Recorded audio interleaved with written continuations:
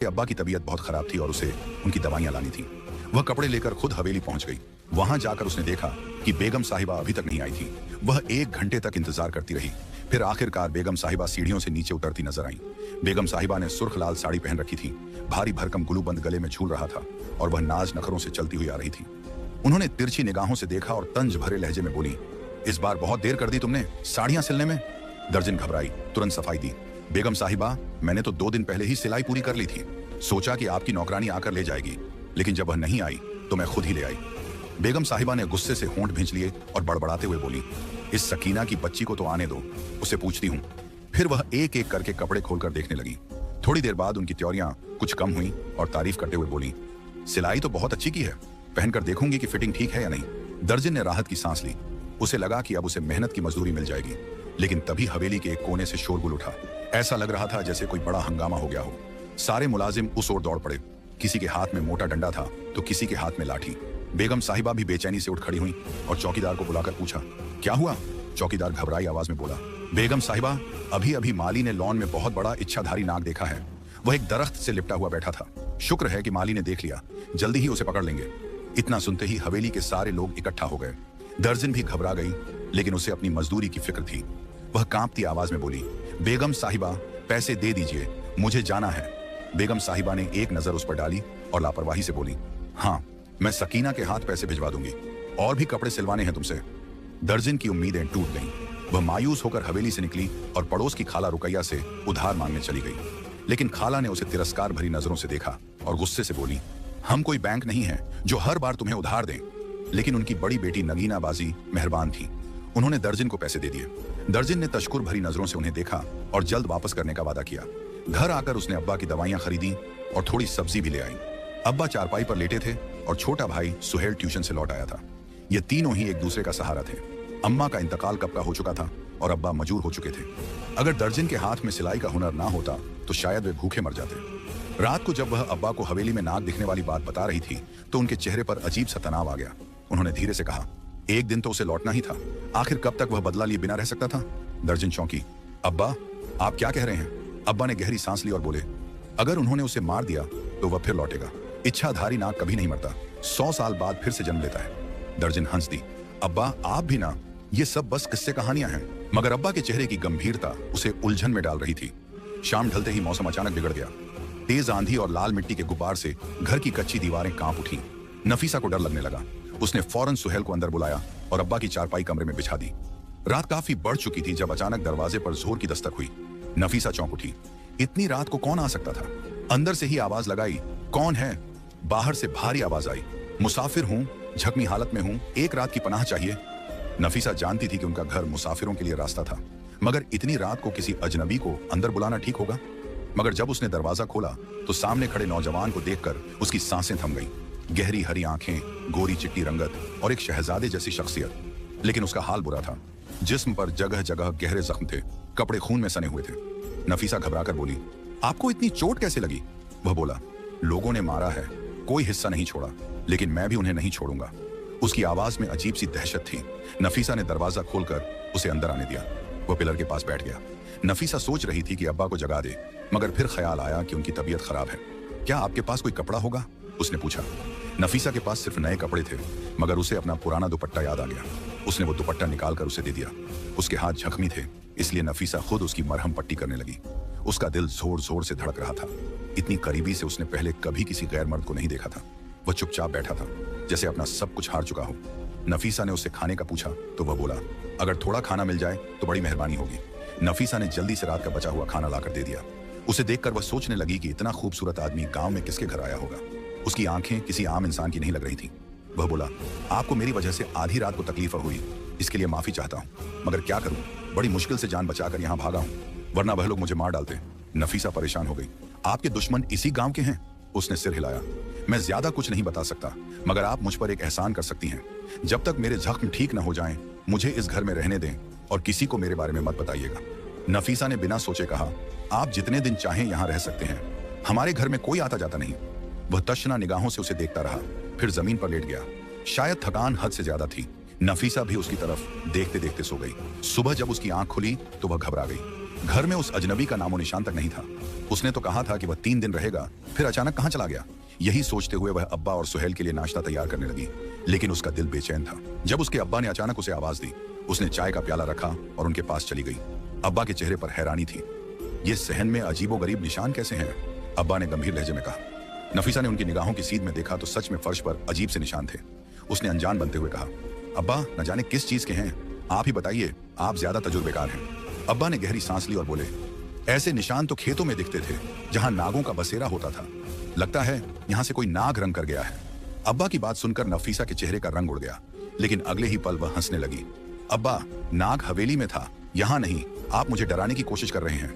अब्बा ने संजीदगी से कहा, डरा नहीं रहा बेटा, मैंने अपनी जिंदगी में बहुत कुछ देखा है। ये निशान मुझे नागों के ही लगते हैं। नफीसा ने उनकी बात को हल्के में लिया, लेकिन उसके मन में कुछ सवाल उठने लगे। वह मन ही मन किसी और के बारे में सोच रही थी। आखिर वह कौन था? कहां चला गया? काश वह दोबारा लौट आए ताकि वह उसका नाम पूछ सके। इस बेचैनी के बीच उसने पड़ोस की खाला के बेटे की शादी के लिए कपड़े सिलने शुरू कर दिए। थोड़ी देर बाद खाला अपने कपड़े लेने आई। उन्होंने नफीसा को ध्यान से देखा और कहने लगी, तुझे तो सारी जिंदगी कमवारा ही रहना पड़ेगा। नफीसा हैरानी से उनकी तरफ देखने लगी। खाला ने ठंडी सांस भरी। देख, एक तरफ तेरा बाप मजदूर है, घर में खाने को कुछ नहीं, तेरा छोटा भाई अभी बच्चा है, ऐसे में तेरी शादी कैसे होगी? नफीसा ने धीमे स्वर में जवाब दिया, खाला, मुझे शादी की कोई जल्दी नहीं, मैं अपने अब्बा और भाई की जिम्मेदारी उठा लूं, यही मेरे लिए काफी है। खाला ने उसके सिर पर हाथ रखा। अल्लाह तुझे हिम्मत दे बेटी, लेकिन तुझे देखकर रहम आता है। नफीसा ने उनकी बातों पर कोई जवाब देना जरूरी नहीं समझा। उसे इस तरह की बातें सुनने की आदत हो गई थी। शाम को सुहेल ट्यूशन से लौटा और कहने लगा, बाजी ट्यूशन वाली फीस मांग रही थी। नफीसा ने उसकी तरफ देखा और सिर हिलाकर कहा, 1-2 दिन में मिल जाएगी। उसे मालिक पर गुस्सा आ रहा था, जिसने अभी तक नौकरानी के हाथ पैसे नहीं भिजवाए थे। शायद उसे फिर से जाना पड़ेगा। रात के वक्त जब वह कपड़े सिलाई कर रही थी, तभी उसके पीछे से एक धीमी मगर जानी पहचानी आवाज आई, कैसी हो तुम? वह चौंक गई। उसने गर्दन घुमाई और देखते ही उसके होश उड़ गए। वही नौजवान उसके सामने बैठा था। नफीसा घबराई हुई बोली, तुम अंदर कैसे आए? उसने दरवाजे की तरफ इशारा कर दिया। दरवाजा खुला रह गया था। नफीसा के पैरों तले जमीन खिसक गई। उसने तो सुहेल को ताकीद की थी कि दरवाजा अच्छी तरह बंद कर दे। घबराते हुए उसने जल्दी से दरवाजा बंद कर दिया। तुमने कहा था कि 3 दिन तक यहीं रहोगे, फिर कहां चले गए थे? नफीसा ने पूछा। नौजवान हल्का सा मुस्कुराया। तो तुम मेरा इंतजार कर रही थी? नफीसा को उसकी बात पर शर्मिंदगी महसूस हुई। शायद उसने उसकी बेचैनी को भांप लिया था। फिर उसने धीमे लहजे में कहा, मैं तुम्हारी भलाई के लिए ही चला गया था। अगर इस घर में किसी ने मुझे देख लिया तो मुश्किल खड़ी हो जाएगी। नफीसा उसे देखते हुए बोली, क्या तुम्हें कुछ खाने के लिए चाहिए? नौजवान ने हाँ में सिर हिलाया। अगर थोड़ा सा दूध मिल जाए तो। नफीसा ने बिना कुछ कहे अब्बा के लिए रखा हुआ दूध लाकर उसे दे दिया। उसने देखा कि वह दूध इस तरह पी रहा था जैसे उसे इसकी सख्त जरूरत थी। दूध खत्म करके उसने खाली प्याला लौटाते हुए कहा, तुम बहुत मेहरबान लड़की हो। नफीसा उसकी बात सुनकर चुप रही, मगर मन में बहुत कुछ चल रहा था। वो उससे पूछने लगी, तुम्हारे दुश्मन कौन हैं? मुझे बताओ, मैं तुम्हारी मदद कर सकती हूँ। नौजवान ने नफीसा की बात को टालते हुए कहा, नहीं, मुझे अपना बदला खुद लेना है, बस थोड़ा वक्त चाहिए। नफीसा उससे बातें करने में इतनी मसरूफ थी कि उसे अब्बा की आवाज सुनाई ही नहीं दी। मरियम, मरियम बेटी, इधर आओ। अब्बा की आवाज आई। नफीसा घबरा कर उठी और अंदर चली गई। अब्बा कहने लगे, बेटा, इतनी देर से देख रहा हूँ, बाहर बैठकर किससे बातें कर रही हो? तुम्हारी आवाज तो साफ सुनाई दे रही थी। नफीसा का दिल जोरों से धड़कने लगा। उसने सहन में झांका, लेकिन वहां कोई नहीं था। वह कहीं चला गया था। जल्दी से खुद को संभालते हुए उसने कहा, अब्बा, किसी से नहीं, आपको वहम हुआ होगा। अब्बा बेचैनी से बोले, नहीं, मैंने देखा, ऐसा लग रहा था जैसे कोई तुम्हारे सामने बैठा है। नफीसा ने बड़ी मुश्किल से उन्हें समझाया कि उन्हें कोई वहम हुआ है। जब अब्बा सो गए तो वह फिर सहन में आई, मगर वहां कोई नहीं था। उसे दुख हुआ कि वह बिना बताए चला गया। सुबह जब नफीसा नाश्ता बना रही थी, तभी अब्बा की चिल्लाने की आवाज आई, मरियम, इधर आओ बेटी, ये देखो, आज फिर वैसे ही निशान है। नफीसा बाहर आई तो देखा कि वहीं अजीबोगरीब निशान सहन में फैले हुए थे। अब्बा घबराते हुए बोले, मरियम, तुमने कहा था कि हवेली में नाग दिखा था, मगर अब तो ऐसा लगता है कि वह जिंदा है और हमारे गांव में घूम रहा है। अब्बा की आंखों में डर था, मगर नफीसा के चेहरे पर बस खामोशी थी। नफीसा और उसके अब्बा के दरमियान अजीबोगरीब बातें होने लगी थीं। अब्बा का यकीन था कि हवेली में जो नाग देखा गया था वह अभी भी जिंदा है और पूरे गांव में घूम रहा है। यह सुनकर नफीसा परेशान हो गई और कहने लगी, अब्बा, वो सांप तो हवेली के मुलाजिमों ने मार दिया था। लेकिन अब्बा को उसकी बात पर यकीन नहीं हो रहा था। उसी दिन नफीसा ने अब्बा से कहा, मालकिन ने अभी तक मेरी सिलाई के पैसे नहीं भिजवाए हैं, मुझे नगीनाबाजी के पैसे वापस करने हैं, तो मैं हवेली जा रही हूँ। उसने सुहेल का खाना बनाकर रख दिया और पैदल ही हवेली की ओर चल पड़ी। रास्ता कठिन और सुनसान था, लेकिन उसे महसूस हो रहा था कि कोई उसका पीछा कर रहा है। हवा में अजीब सी सरसराहट थी, जबकि चारों ओर हब्स फैली हुई थी। नफीसा ने पलट कर देखा तो हैरान रह गई। वह उसके सामने खड़ा था। उसकी आंखों में वही चमक थी जो हमेशा नफीसा को बेचैन कर देती थी। वह मुस्कुराते हुए बोला, जहां तुम जाओगी वहां मैं भी पहुंच जाऊंगा। नफीसा ने उसे सवालिया नजरों से देखा और बोली, तुम हवेली क्यों नहीं जा सकते? क्या वहां किसी से दुश्मनी है? उसने सिर हिला दिया और बोला, जल्द ही तुम्हें सब पता चल जाएगा, लेकिन जब तक सच्चाई सामने आएगी हो सकता है कि मैं इस गांव में ना रहूं। नफीसा ने घबरा कर कहा, खुदा ना करे तुम हमेशा यहीं रहो। उसके दिल की धड़कनें तेज हो रही थी, लेकिन वह जल्दी से हवेली की ओर बढ़ गई। जैसे ही हवेली पहुंची, मालकिन ने उसे देखकर कहा, मैं तुम्हारे पैसे देना भूल गई थी। आजकल हवेली में बहुत परेशानियां चल रही हैं। वह सिर पकड़कर बैठी थी और सकीना को आवाज दी, जाओ मेरे कमरे से पर्स उठा लाओ। सकीना ने नफीसा को गुस्से से देखा और जब नफीसा बाहर निकली तो पीछे से बोल पड़ी, तुझे अब भी सुकून नहीं? हवेली में इतनी परेशानियां हैं और तू अपने पैसे लेने आ गई। नफीसा ने तमतमाते हुए कहा, शर्म कैसी? मैं घर चलाने वाली हूँ, हमारे घर में खाने के भी लाले पड़े हैं। सकीना फिर ताने देते हुए बोली, यहाँ तो मालकिन को अपने बेटे और शौहर की पड़ी हुई है, पूरा खानदान खतरे में है। मालकिन बार बार कहती रहती है कि जिसका डर था वही हुआ। 3 दिन से हवेली में किसी ने कुछ नहीं खाया। नफीसा यह सुनकर और भी परेशान हो गई। आखिर ऐसी कौन सी आफत आ गई थी कि हवेली के लोग खाने तक से दूर हो गए थे। जब वह घर पहुंची तो देखा कि चाचा फजलदीन अब्बा के पास बैठे थे। वे हवेली के मुलाजिम थे और अक्सर अब्बा से मिलने आ जाते थे। दोनों धीरे धीरे बातें कर रहे थे। नफीसा ने सुना कि चाचा फजलदीन कह रहे थे, कल बहुत बड़े सपेरे को बुलाने वाले हैं। वो 7वें गांव में रहता है, 90 साल का हो गया है। वो जहां जाता है वहीं बता देता है कि नाग कहां छिपा है। नफीसा ये सब सुन रही थी और भीतर ही भीतर डर भी रही थी। अब्बा कहने लगे, बुरे काम का बुरा नतीजा होता है। उन्हें सोचना चाहिए था कि 20 साल बाद वह फिर लौटेगा और तबाही मचाएगा। वे दोनों कोई गहरी बात कर रहे थे, लेकिन नफीसा को उसमें शामिल नहीं किया। दूसरे दिन खबर फैली कि सपेरा गांव में आ चुका है। पूरा गांव उस नाग को ढूंढ रहा था जो हवेली में घुस आया था और जिसे मारने की कोशिश की गई थी, लेकिन वह घायल होकर कहीं गायब हो गया था। न तो हवेली में था और न ही गांव में उसका कोई सुराग मिल रहा था। इसी वजह से जमींदार ने सपेरे को बुलवाया था।